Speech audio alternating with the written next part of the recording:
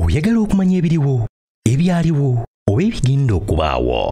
Program Tambula n'okumanya eggose. Tambula n'okumanya ku Myaliro TV ne Royal FM nango omusonsozi Bendicto sekandi. Tambula n'okumanya. Tambula n'okumanya.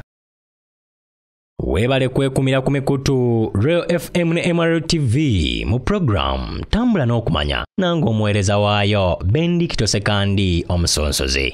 Lero tuguse n'ennyumba Antilia esangibwa ku maserengeta ga Mumbai mu Buyindi era nga esangibwa ku luguudo lwa Altamount ku kasozi Kumbara mu Mumbai. Ennyumba eno Antilia Amaka ga bwannannyini agasangibwa mu maserengeta ga Mumbai mu ggwanga lya Buyindi era nga ge maka ga bifeekeera Nagagga Binyonkondo omwami Mukesh Ambani ne famire ye era nga bayingira enju eno mu mwaka gwa 2012. Amaka gano galiko emyaliro 27 era nga galiko obuwanvu bwa mita 173 nga ze fuuti 507 era nga gatudde ku bugazi bwa square fuuti 400. Okubagana empawa ku kyali ku ngeri Mukesh Ambani gye yafunamu ekifo kino ekyali eky'abamulekwa ekyali kimanyiddwa nga Kulimbahoy Ibrahim Koja yatemukana ekyatandikibwawo Nagagga Kulimbahoy Ibrahim era nga nannyini w'amaato mu mwaka gwa 1895.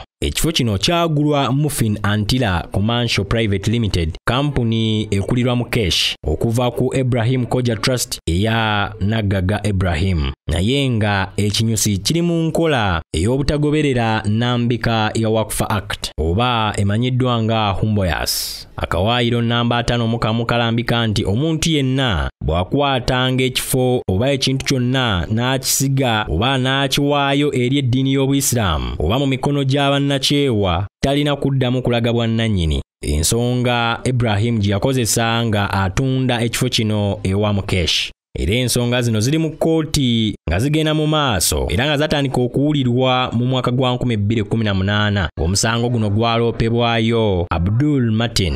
Nga tukyali ku nnyumba eno eyazimbibwa mu kifo kino erimu ebintu bingi eby'enjawulo ebyewuunyisa nga mu nnyumba eno kuliko paakingi za helikopita 3.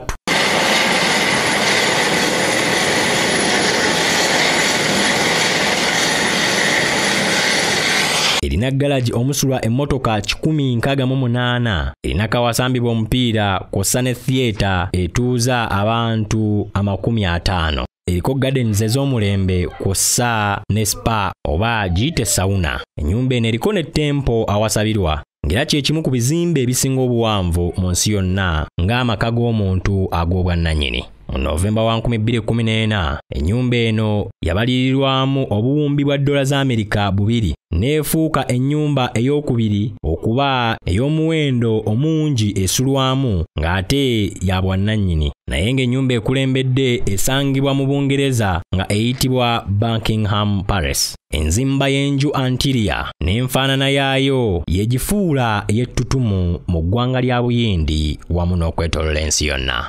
Antilia pulaani y'okugizimba yakubibwa kampuni y'Abamerika Perkins ne Wills ne Hash Bednar Associates nga bayambibwako Langton Holdings, kampuni okuva mu Australia ye yali mu mitambo gy'okuzimba ekizimbe Antilia. Eyo nno y'enju matiribona. Antilia ennyumba kw'otunula n'okomya amaaso. Antilia nyumba ya tabu. Antilia eya Nagagga Mukesh. Webale kwekumira ku mikutu emibede Royal FM ne Myaliro TV ebirungi tukyaleeta mu program Tambula n'okumanya nango omuweereza waayo Bendicto sekandi omusonsozi. Era ne twebaza n'omukuŋŋaanya wa bino byonna omwami Peter Kanaakulya. Mutulinda oluddako.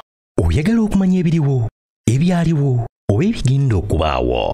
Program Tambula n'okumanya eggose. Tambula n'okumanya ku Myaliro TV ne Royal FM nango omusonsozi Bendicto sekandi. Tambula n'okumanya. Tambula n'okumanya.